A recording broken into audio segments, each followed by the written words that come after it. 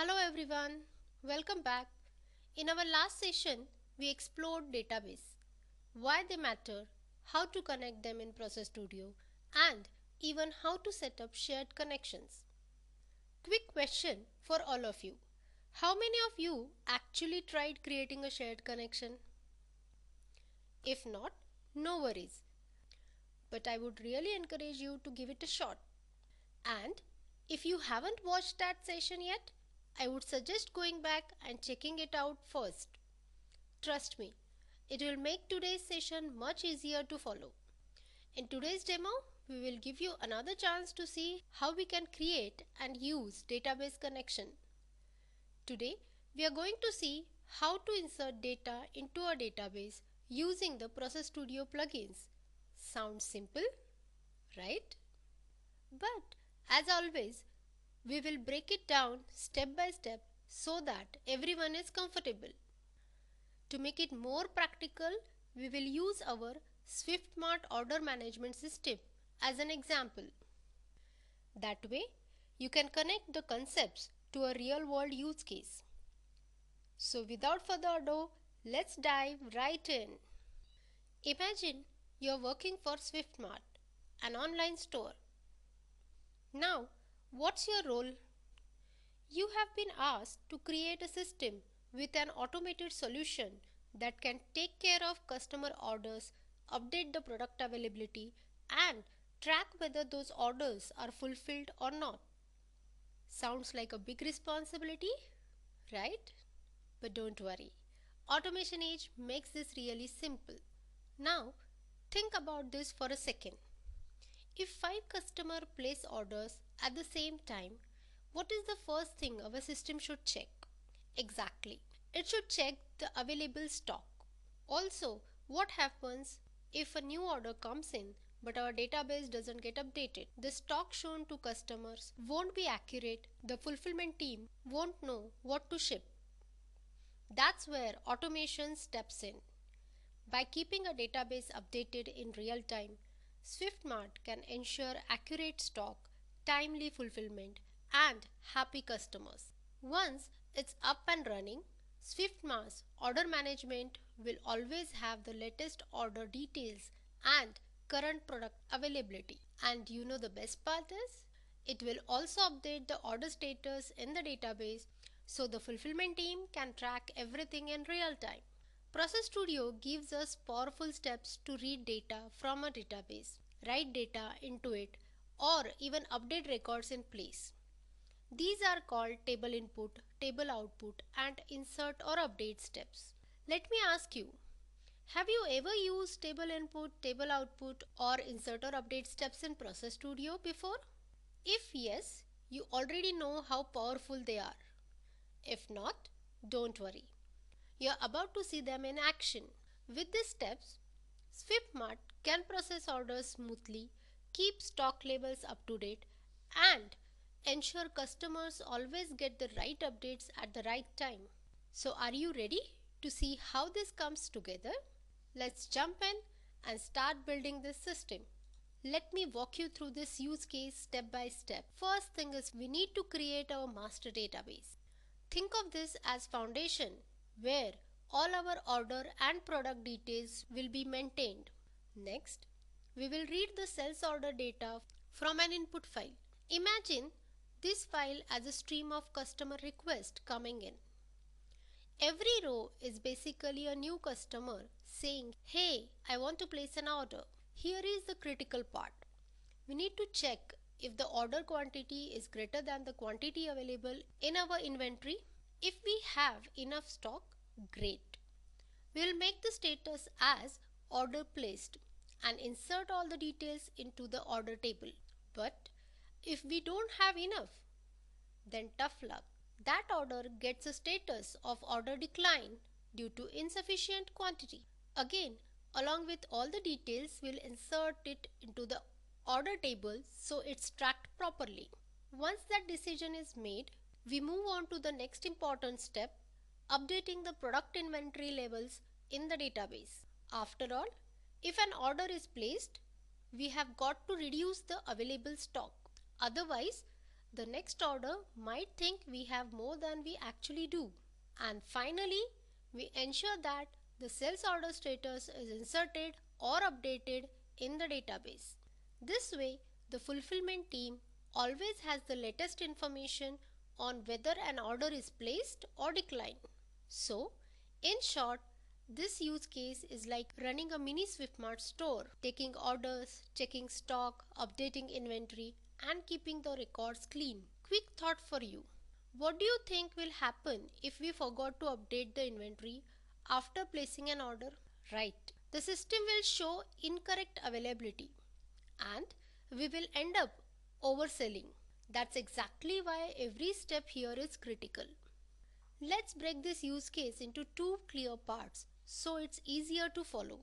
In the first part, our focus is on getting the product details into the database.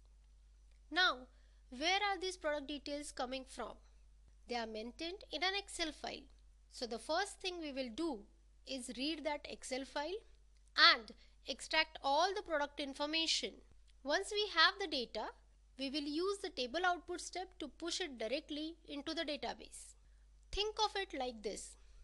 Excel is just our temporary storage, but the database is our permanent warehouse where the rest of the system can access and update them. So let's talk about the second part of this use case. Here, our focus shifts to the sales order data, which comes from the file called sales order data. This file holds all the customer orders that SwiftMart receives. Now, what do we need to do with it? First, we will use this data to adjust the inventory levels in the database. That means if a product is sold, the available quantity gets reduced automatically. Second, we will make sure each sales order is properly recorded. If it's a new order, we will insert it. If it's an existing order, we will simply update it. The goal here is to always keep the sales order status accurate in the system, whether it's order placed or order declined. This way, both the fulfillment team and the customers get the correct updates in a real time. In today's video, we will focus on the first part of the use case, that is, inserting the product details into the database. So, let's head over to Process Studio and start implementing this scenario step by step. First of all, let's take a quick look at the product data. We have product ID, category, product name, quantity, and unit price in the product data. Let's get started with the implementation. Let's go to the Process Studio. Here, you can see we have created a project called Database Demo Project in our workspace. Under this project, we have a workflow named WF Insert Product Data. Now remember, our product data is stored in an Excel file. Quick question for all of you. Which step in Process Studio should we use to read our Excel data? That's right, Microsoft Excel input step. So let's go ahead and add the step and configure it to read our product data. I'll rename the step as INF product data. Next, we will select the spreadsheet type as Excel 2007 XLSX Apache POI. Let's browse and pick the product data file. Then click on a Add button. Let's move to the Sheets tab. Here, we will click on a Get Sheet Names and select the Sheet 1. After that, let's switch to the Fields tab and click on a Get Fields from Header row. Once the fields are loaded, click on OK. Great. Now we have our Excel data ready. The next step is to insert this product data into our database. For that, we will use the table output step. Let's drag it in and connect it with the INF product data step. Also, make sure that the target table is already exist in the database. Let's configure the table output step. I'll rename the step as OTF product data. In the configuration inside connection, you'll be able to see the shared connection which we have created in our database introduction video. But for this use case, let's create a new connection. So for creating a new connection, let's click on a new button. Let's give a name as connect. Select the type as PostgreSQL. As I have the database in the same machine, so the host name I have given as localhost, database name SwiftMart, query timeout, port number is 5432, Now let's enter the username and password. Once done, we will click on the test connection. As you can see, the connection is successful. Perfect. Let's hit on OK to proceed. Next, let's browse and select the target schema as public. Let's click on a browse button besides target table and the target table as product. Make sure to check the checkbox specify database fields. Now go to the database fields tab, click on get fields and then hit OK. Before executing the workflow, let's quickly check our database. As you can see, the product table is empty, no records yet. Let's execute the workflow. The workflow executed successfully. Let's head back to the database and view the product table, and here it is. All our product records have been successfully added into the table.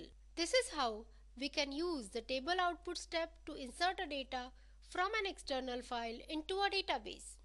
Alright team, that's it for entering the data into the table. Now, what if we want to read the data from the table? Let me ask you a quick question. Which plugin step do you think we should use? Exactly, we will use the table input step. Let's drag and drop table input step on the canvas, and for configuration, double click on table input step. I'll rename the step as INF product data 2.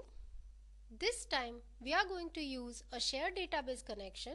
So select a shared database connection from the list available. Next, click on the Get SQL Select statement to select the table and hit on OK button. A message will pop up asking if you want to include field name in SQL.